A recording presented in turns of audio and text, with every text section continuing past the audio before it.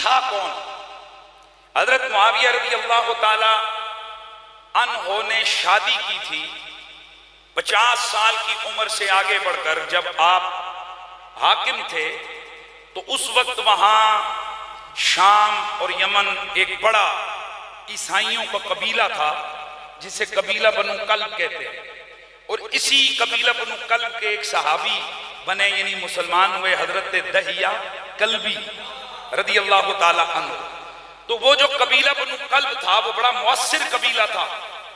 حضرت معاویہ نے سیاسی حالات کو سلجھانے کے لیے, اس وقت حکمران اس قسم کی تدبیریں اختیار کرتے تھے کہ شادی کسی بڑے خاندان سے کر لی تاکہ نظام حکومت میں کوئی خلل نہ آئے. تو ان قبائل عرب عیسائی قبیلوں بالخصوص قبیلہ بنو کلب کی شرارتوں سے بچنے کے لیے حضرت معاویہ رضی اللہ تعالیٰ عنہ نے سیاسی طور پر شادی کر لی اس قبیلے کے سردار ابن بہدل کی بیٹی محسون کے ساتھ. توجہ ہے, یہ ابن بہدل کون ہے؟ عیسائی. وہ لڑکی کون ہے؟ لڑکی کی عمر ہے 20 سے کچھ اوپر. جناب حضرت معاویہ رضی اللہ تعالیٰ عنہ کی عمر ہے 50. شادی ہو گئی, یہ لڑکی دمشق میں آ گئی. ظاہر ہے وہاں پر دمشق کا ایک شاہانہ سلسلہ اور حضرت معاویہ کے دربار کا ویسے بھی ایک شاہانہ انداز تو مشہور ہے. حضرت معاویہ کے دربار کی وہ عالی شان انداز, اس بدوی عورت, وہ جو بدوی قبیلے سے تعلق رکھتی تھی اور غالباً دل میں کوئی اور بسایا ہوا تھا, اس لیے اس کا گزارا اس حکمرانی کے محل میں, شاہی محل کے اندر, حضرت معاویہ کے محل کے اندر اس کا گزارا نہ ہوا. چنانچہ وہ دل تنگ کرنے لگی اور اکثر فراق اور جدائی میں اپنے علاقے کو یاد کرتی اور کبھی کبھی اپنے چچا کے بیٹوں کو یاد کرتی. یوں ہی وہ اشعار پڑھا کرتی.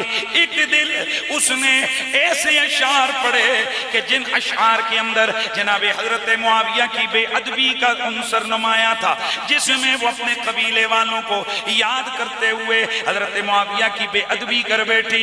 اس نے وہ اشعار پڑھے جو تاریخ کے اوراق میں مرقوم ہیں, ایک دو نہیں درجنوں کتابوں میں وہ اشعار موجود ہیں. چونکہ میرا مقصود نہیں ورنہ میں وہ سارے اشعار پڑھتا, چونکہ ان میں ایک بے ادبی اور توہین کا پہلو ہے, لہذا میں اتنا ہی بتاتا ہوں کہ اس نے بے ادبی کے اشعار پڑھے. حضرت معاویہ نے ان اشعار کو خود سنا, پھر اس کے بعد ان کی لونڈی نے بھی انہیں خبر دی کہ یہ جو محسون ہے یہ روز رات کو چاند کو دیکھ دیکھ کے اشعار پڑھتی ہے, جس کے اندر آپ کے خلاف اشعار ہوتے ہیں, اور اپنے قبیلے کے ماحول کو, کبھی ان کٹیوں کو, کبھی اپنے قبیلے کے ان صحراؤں کو یاد کرتی ہے. حضرت معاویہ نے جب اپنے کانوں سے اپنی توہین سنی تو آپ نے اس کو طلاق دے دی. بعض روایتوں میں ہے کہ یزید ابھی ابھی پیدا ہوا تھا, اور بعض کتابوں میں ہے کہ یزید ابھی پیدا نہیں ہوا. چنانچہ یہ اپنے واپس گھر چلی گئی,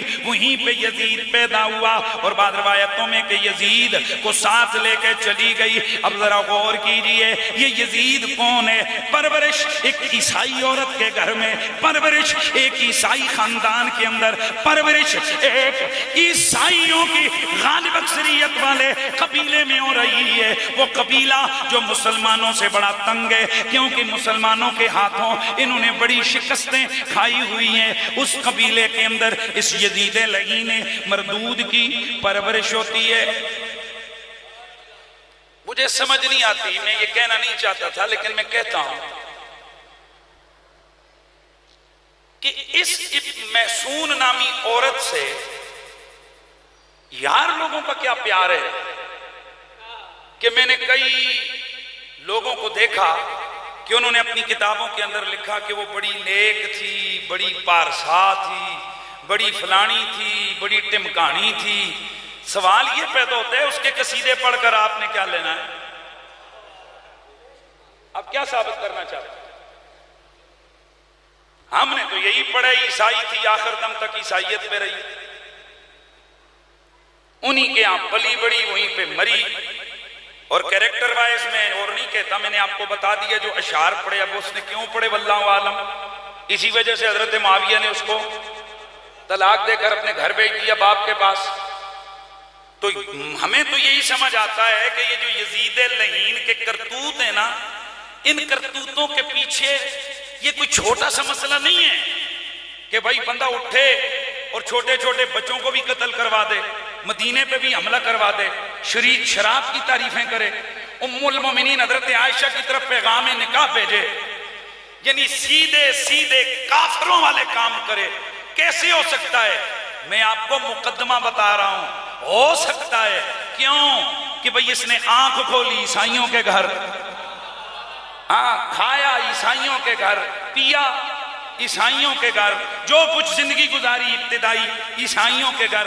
آپ کو پتہ ہے کہ کچے دماغ کے اندر جو لکھ دو، جو ڈال دو، وہی بیٹھ جاتا ہے۔ تو ان لعینوں نے یقیناً اس پلید کے ذہن میں یہ ڈالا ہوگا کہ تمہارے